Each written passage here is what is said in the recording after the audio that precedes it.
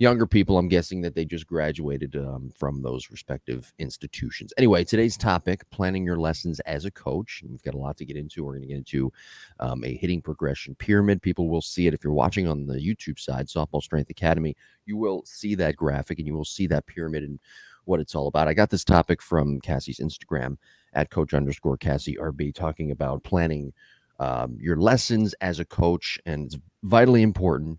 But there's a lot of elements to that. And the first one, and we're just going to get right into the topic here. The first one, it's kind of deals with mechanics, correct? It's kind of understanding what that hitter is in their progression and where they need to go mechanically to get to the next step. Mm-hmm. Yeah. And, I think too, like probably something that is not said, but hopefully understood, is that you get to know the person first, right? You just trying to get to understand, okay, what type of learner is this hitter? And if they are, if for instance, if they're like a little extra anxious and you could tell like their parents have been on them about dropping their shoulder, whatever it is, they definitely have a mechanical thing that they need to work on, but the way in which we work on it probably needs to be adjusted. So that is less of a planning for a lesson and more of a just overall coaching thing. But right. So, they're here for hitting, and we want to look at, okay, if they're suffering from a mechanical issue, honestly, really, I ask them, if you had to pick 2 out of 3, if we had mechanics and timing, and then we had our mental performance, if you had to pick 2 out of 3, what is the most important that we need to address today? And it's very interesting because usually if someone says, well, I need to work on my mechanics and my mental, they have this like, they're like stuck on this one mechanical issue they have and they can't get it out of their head, and they're suffering with that. And so those kind of go hand in hand. If they think it's mental and timing, there's usually some anxiety there that is causing them to feel really sped up in a game or almost freeze in a game where their timing feels really off come game time because of what's going on in their head. And then if we have timing and mechanics, almost like 90% of the time with my hitters, I've seen that is typically a mechanical issue that has the hitter lunging too far forward or sitting too far back, something that's adjusting where their eyeballs are at that is affecting their timing. So it's been this like really neat litmus test for me to be like, okay, where am I starting with this hitter? And then now I can progress and plan what the next 3 weeks, 1 month, 6 months looks like, depending on how long I have that hitter.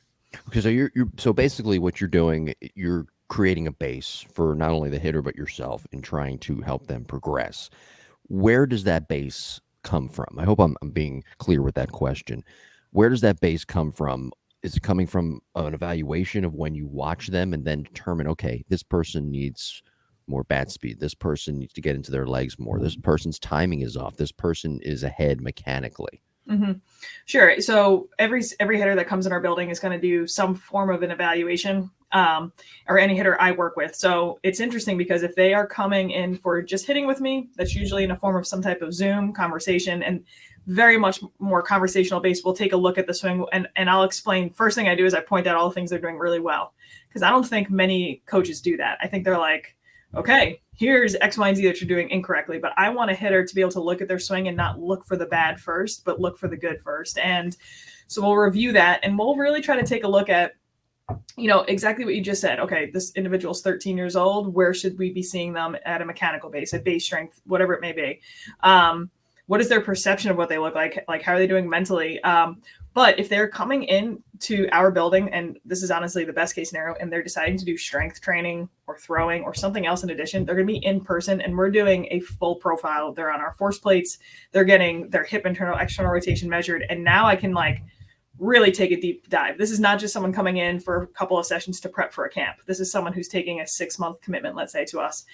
And what we can start to see is that, well, some of these mechanical flaws that we're seeing are not due to an understanding issue, not due to the fact that they need to swing more. They're due to a limitation at the front hip. They're due to a strength deficit at the low back, whatever that may be. And then we can really train the athlete from all sides. So that's, if I had to really go after that, that's typically where we're at. But even a hitter who's just coming in, let's say I've had that evaluation, they go to their camp, they come back a couple of weeks later, all my hitters fill out a form. And in that form, I'm asking questions like, hey, why don't you do some self-evaluation? How did you feel? What do you think you need to work on? And what makes you feel like the most prepared? What makes you feel uber confident leaving a lesson? Because half the time, that's typically where we need to be at with a hitter, instead of just like, okay, well, this is what I think you need to work on, and this is what we're going to go after, instead of maybe trying to explain to that hitter and trying to meet that hitter halfway.